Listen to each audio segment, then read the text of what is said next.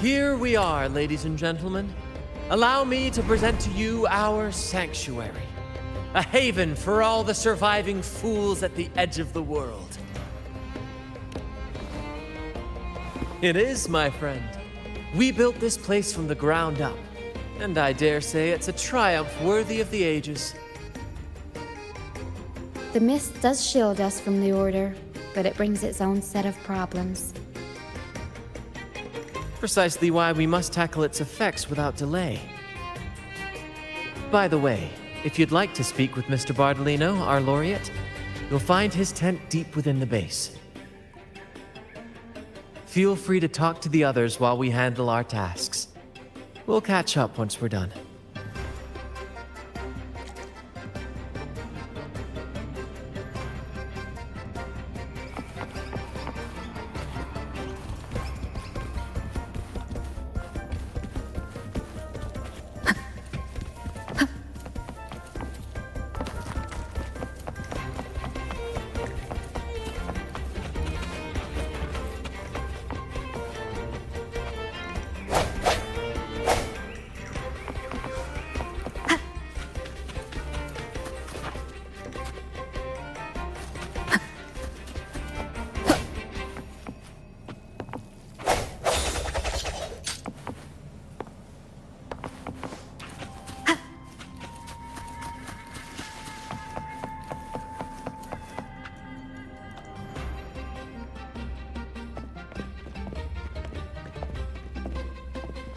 Relax, young man.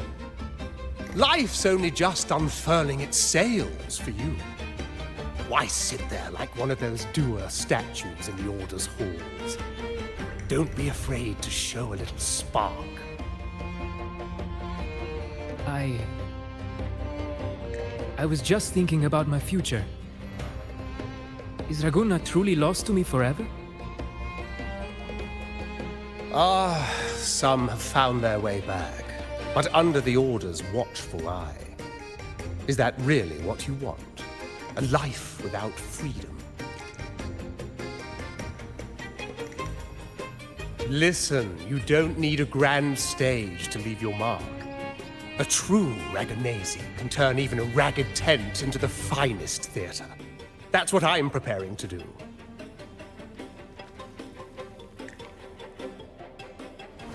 I might be an old man now, but don't let that fool you. I was once crowned with the laurel, you know. You? Are you Mr. Bardolino? In the flesh. Ha ha ha ha!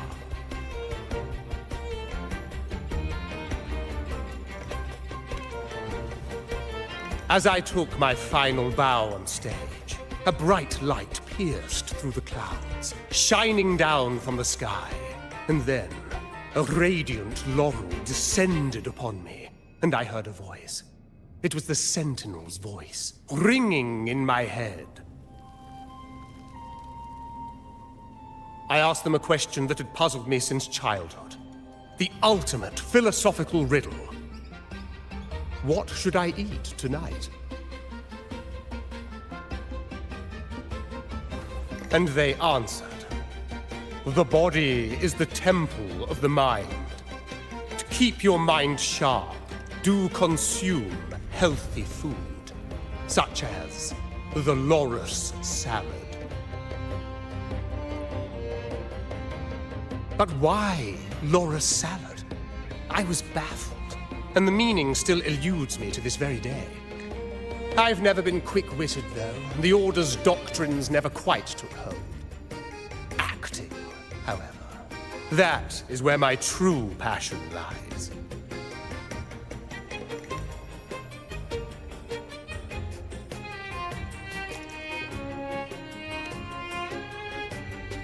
But why did a blessed laureate like you get banished by the Order?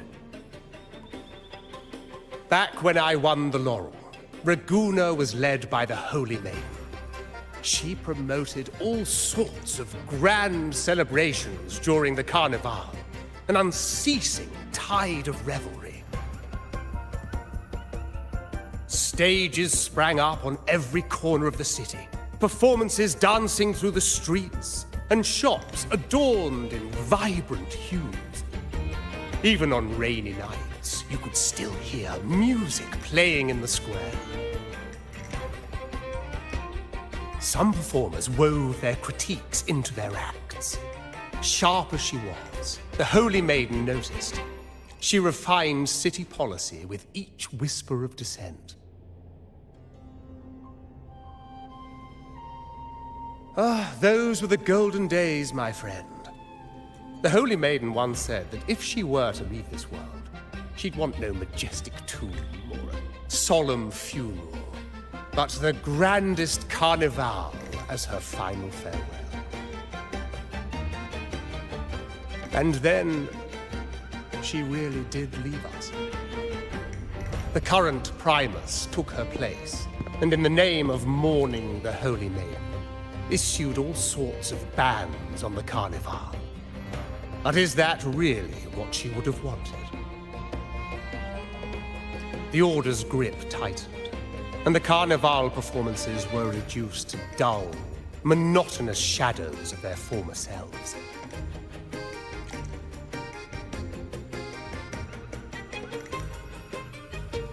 One year, I strung a wire from a gondola to the top of the clock tower in Liberty Square, and another from the tower to the Thessalia's mansion. Then, I disguised myself as one of the LaGuardia to fool the acolytes, and climbed to the roof along the wire. Midway through the Order's performance, I hopped on a wing ray with a cloudcaster, showering the entire city with flowers. Yes, it was a magnificent sight. The wing rays soared higher than the acolytes could reach. They couldn't do anything but watch golden pink petals rain from the sky for 3 whole days. They struggled to clean up the flowers from the streets, and it took a downpour to wash them all away. That cloudcaster, adapted from a music van, became the prototype for the one we use on stage today.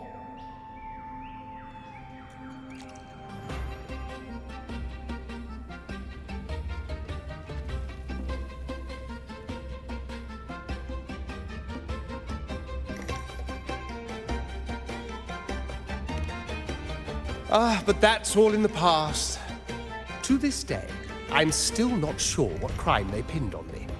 Maybe walking the wire without protection? Anyway, I'm just an old relic now. But you lot, you're the main characters of this era, facing down every obstacle with fire in your bellies. But isn't our fate already sealed? Without the so-called salvation the Order preaches, we're doomed to our banishment. Just lost souls, dying in obscurity. Life is short, and we weren't born just to atone. The Order may banish us, but they can't take away our right to sing.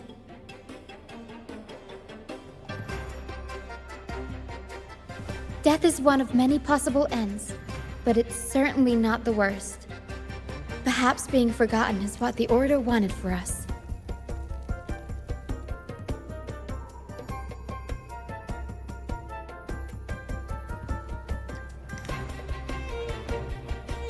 They want to erase all traces of our existence, grind us into dust and drag us into the abyss.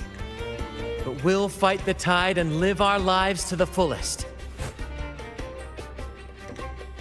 Members of the troupe may come and go, but they never truly left us. Their deeds and songs are passed down through the ages.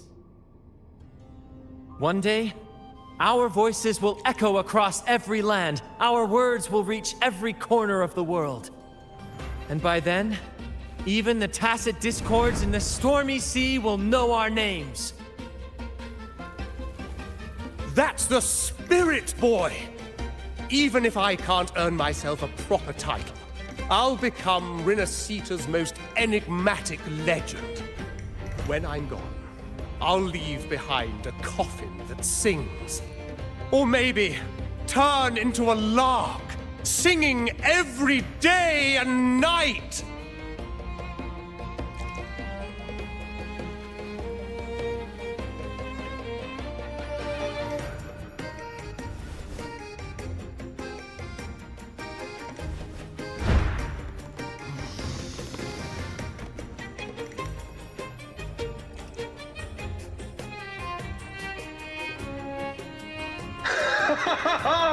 What say you, Brad? Do you like this stage design? It could be used for this year's carnival.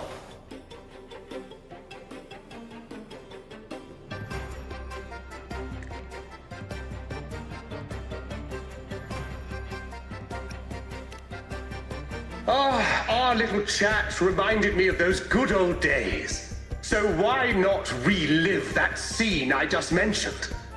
I still remember that famous line. Even without wings, we can still soar to the heavens. Now that you mention it, that is a very good question.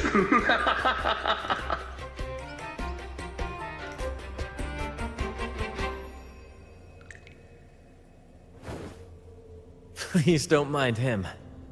We like our performances big and bold, after all.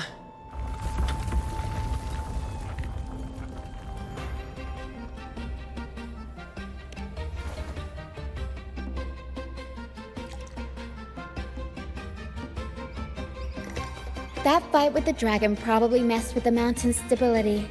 If Bardolino keeps moving around up there, it could get dangerous. We need to find a way to get him down, and fast. We might need your help with this. Taro should have some useful items in her box.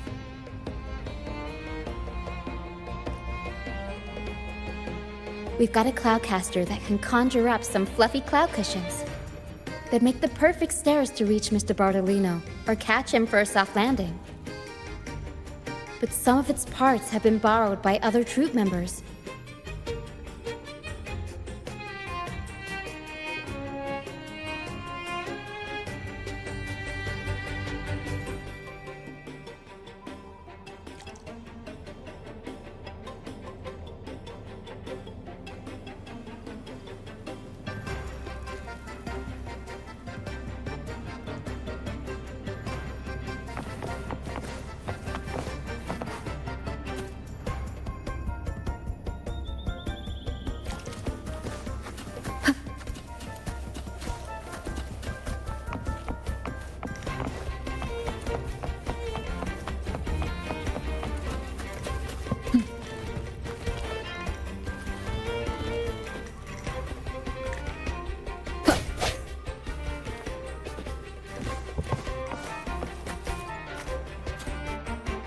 Sailors cheer as hearts ignite.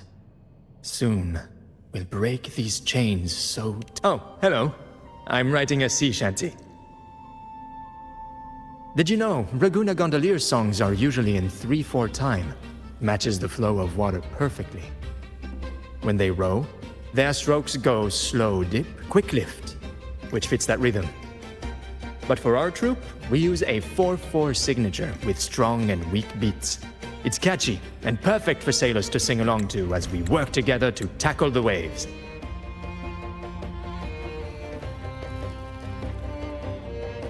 Sailors cheer as hearts ignite. Soon, we'll break these chains. Actually, boarding the Pilgrim sail was my choice. I used to compose hymns for the Order. Sounds prestigious.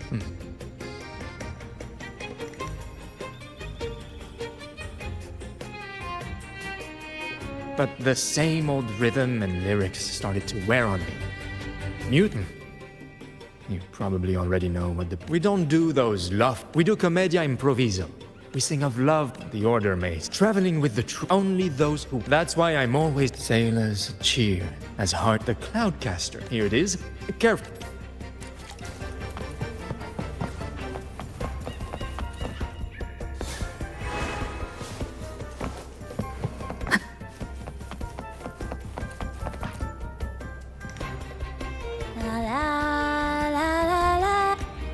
rather be a wild flower, ignored by all in my own.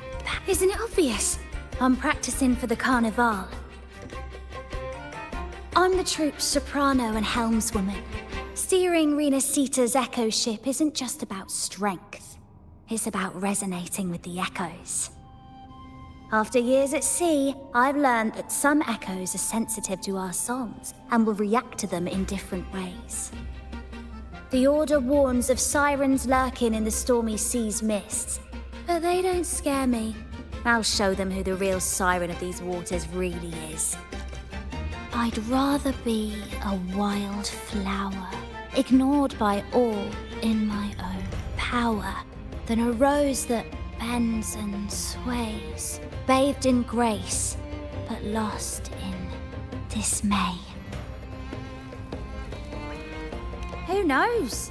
Ask the Order and they'll give you 100 reasons. I can't even remember how long I drifted on that pilgrim's sail, but the troupe found me just in time and took me in. What's past is past. It's the present that counts. Let go of the bad days and enjoy the moment. This is the way to live, I'd rather be a wild flower, ignored by all in my own power. Cloudcaster. It does ring a bell. Here, the resonance unit. It helps me find the right pitch and rhythm. Works like a charm. You should give it a try too.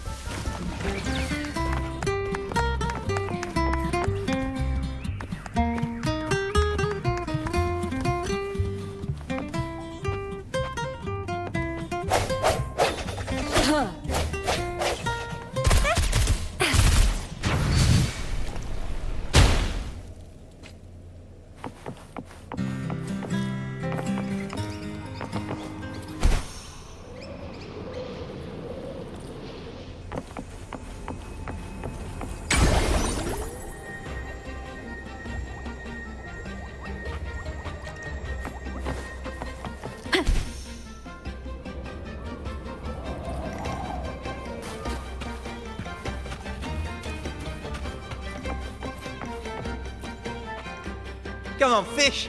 Come to my net! Me? Just prepping dinner. The storm's passed, so it's the perfect time for fishing. The captain once told me a secret. The fiercer the storm, the more... Usually, yeah.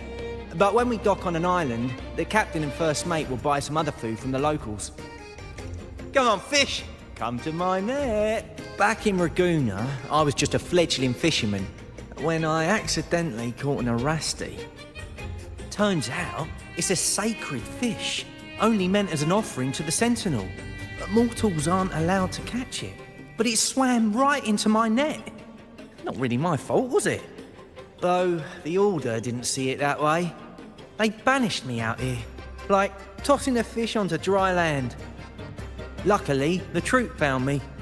I can still fish like I used to. Otherwise, I'd probably be dead, or living as a pirate. Though, to be honest, life here ain't too different from a pirate's. Except, we're not hunting for treasure. Come on, fish! Come to my net. Yeah, I borrowed the reel for me fishing rod.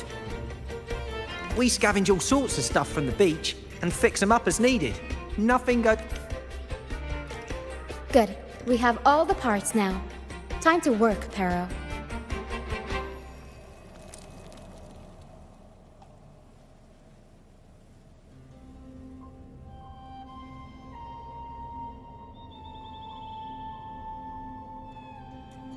Everything's set for takeoff. Let's position a cloud cushion beneath Mr. Bardolino. Then we'll pop the balloons and bring him down safely. Although we might need a bigger cushion. The Cloudcaster's resonance unit responds to song. The louder our singing, the more powerful the effect. In that case... All right, friends, old and new, come and join this sing-along!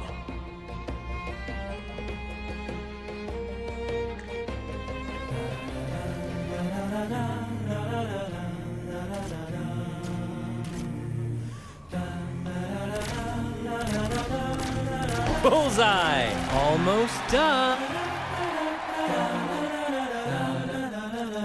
Thank you, dear girl. You helped me complete this performance and fulfill one of my dearest wishes. Please, I'll gladly give you my most prized possession.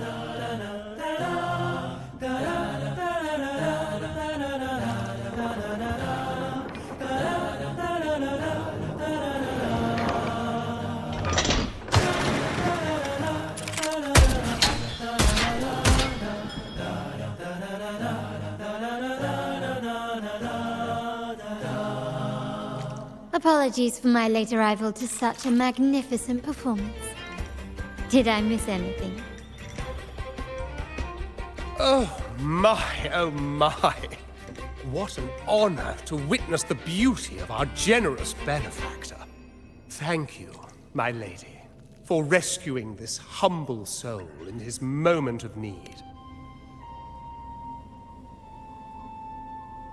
You flatter me. The family's protection extends to all who stand by us. Might I say what a pleasure it is to see you again, Miss Carlotta. You have my heartfelt gratitude.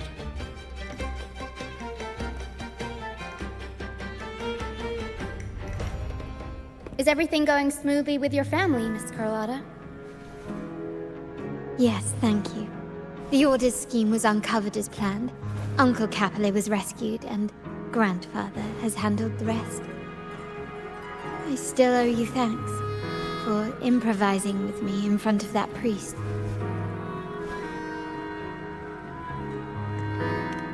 You've got a sharp mind. No pain, no gain, as Grandfather used to say. I'm pleased we're on the same page.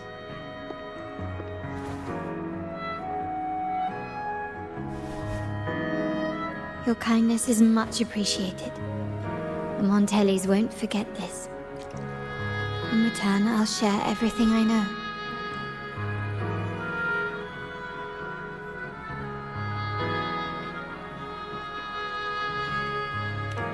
I believe you've noticed that the Order has been undermining the family under the guise of its doctrines.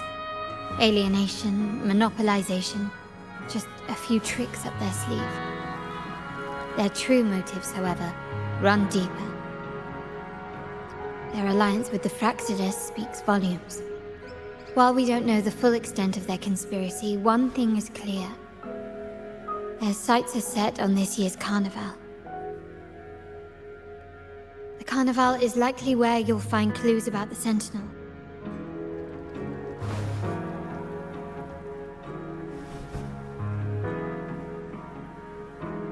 Legend has it that the Sentinel, Imperator, has been secluded in the heavens, cut off from the mortal realm. The last record of the Sentinel is from the Carnival a decade ago. At that time, the entire city was shrouded in mist. Ghosts roamed the streets. A dragon roared from the sky, and a sea behemoth raged, summoning towering waves. Do any clues come to mind?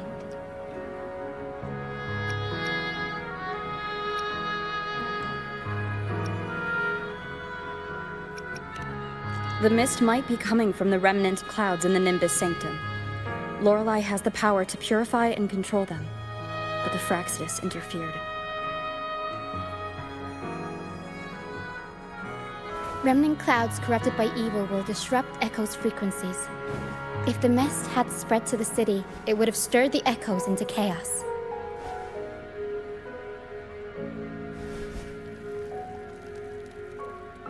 We are lucky that you and Zani, along with that acolyte, awakened Lorelei in time. You prevented the mist from spreading and averted the waveworn. The Fraxidus must still be licking their wounds. At that time, the entire city was shrouded in mist. Ghosts roamed the streets. A dragon roared from the sky, and a sea behemoth raged, summoning towering waves. Do any clues come to mind?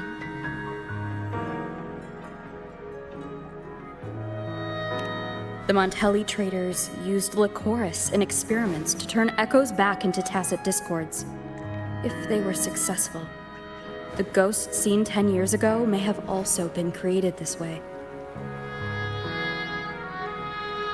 Ghost is just a dramatic name given by the Raganesi for tacit discords.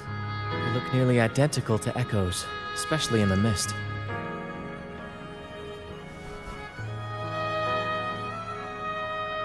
With your help, Grandfather has thwarted their plan.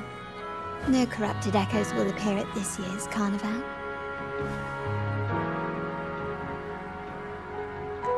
At that time, the entire city was shrouded in mist.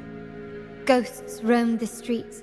A dragon roared from the sky, and a sea behemoth raged, summoning towering waves. Do any clues come to mind? The Order has allied with the Fraxidus to control the dragon. From what I saw when I connected with its frequency, they might be planning to command it to attack Raguna during the Carnival. After the Tacit Discords took over this isle, the Order used them as an excuse to forbid any entry. It might be their way of concealing the dragon's existence. But without the Lycoris, the Dragon of Dirge is now off the table.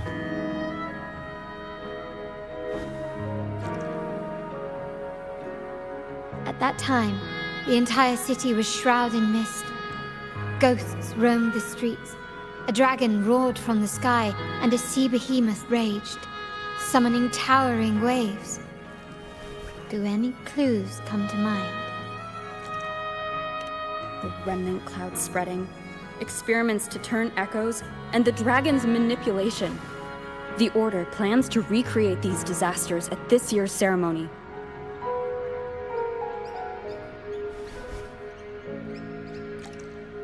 The Order and the Fraxidus are allies.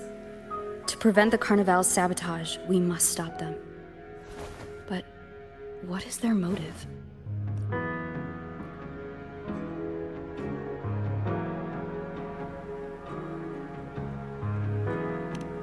The Primus called it a divine punishment, and took the opportunity to appear as a savior. A perfect way to build legitimacy. The Order relies on the people's faith in the Sentinel. With the Sentinel's 10-year absence, faith in the Order has waned.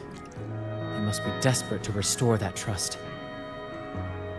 It is for this reason that the Order has been forced to revive the festival.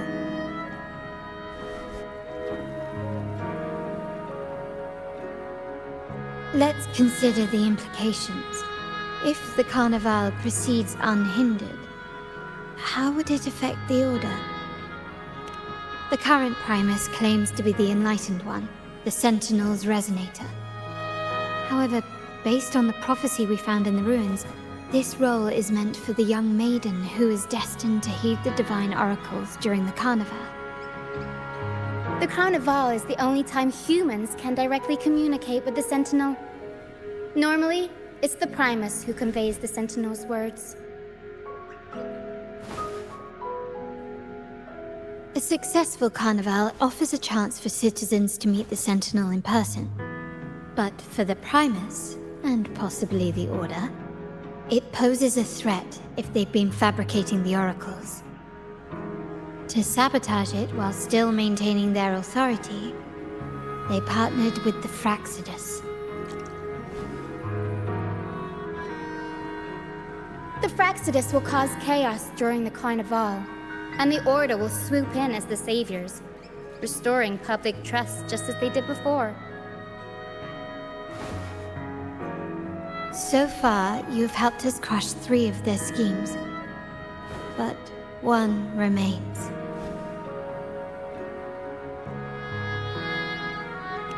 We have evidence that the Cetus is being manipulated, and the Fraxidus are setting up their final plan. With their whereabouts unknown, we'll need to adapt our strategy as the Carnival unfolds. From what I've noticed, you're not one to act passively or pin your hopes on others. You prefer to strike first and steer events in your favor. Winning the laurel might give you the chance to talk with the Sentinel. The Sentinel's resonator may also be present. So...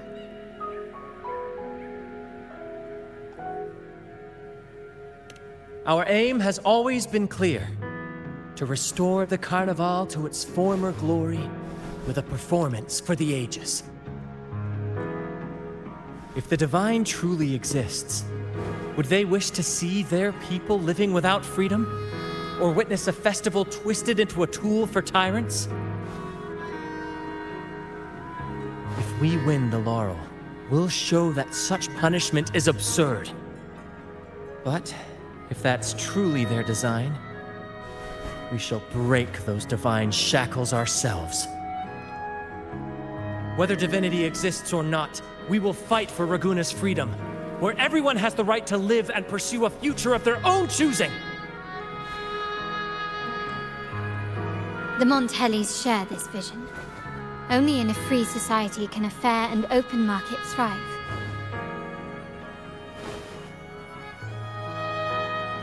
However, the troop alone is too weak. The family is under close watch and our enemy hides in the shadows. We need your strength to find our way forward. Thank you. I'm pleased we've reached an agreement once more.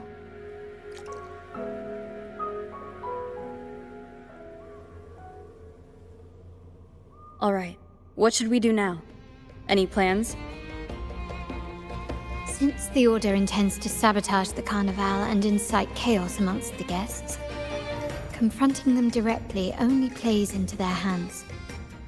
You've seen the troops' unique approach to combat, haven't you? That's precisely why we're allies with them. We will turn any disturbances into a theatrical performance. I can see our friend here is still a bit confused. No worries, my dear girl. We'll have a quick rehearsal before the Carnival begins.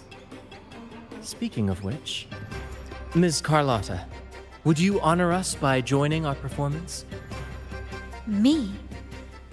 I do have some stage experience, though I must confess I may be a bit out of practice. We don't know what challenges we'll face, so your help will be needed, Miss Carlotta. Plus, it's a chance for you to get to know our methods. If you insist. Wonderful! As the festivities continue, if you're both ready, please join us on the stage of the troop liner.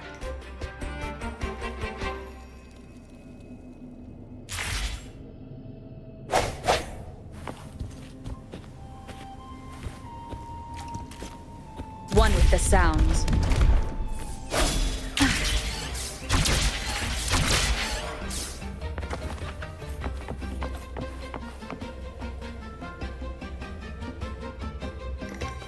Our rehearsals are rather straightforward. No scripts, just pure intuition and our senses guiding us. That's what makes Commedia Improviso truly come alive. For our improvised comedy, we start with a theme. From there, we build our lines and act on the fly, responding to the unfolding show and audience reactions.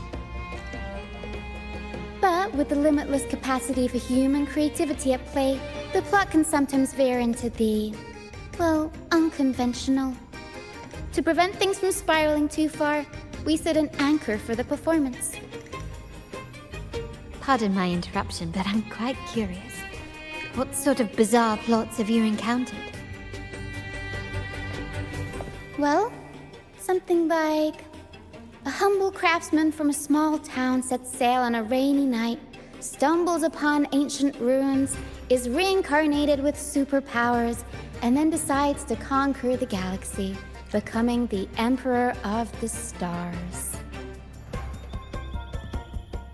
So, we draft a basic outline that assigns roles and guides the plot's direction.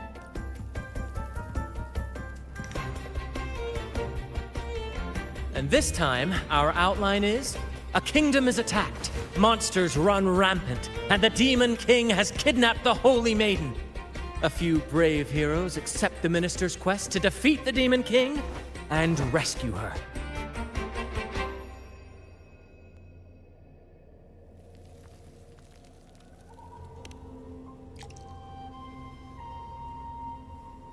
This outline holds special meaning. We want to pay tribute to the play once performed by the Blessed Maiden herself, which was also about a hero facing a demon king. Good people have their wishes fulfilled, heroes appear in a time of crisis, justice triumphs over evil, and united friends are undefeatable. This is the tale the Blessed Maiden once told, and it's a universal story we want to portray.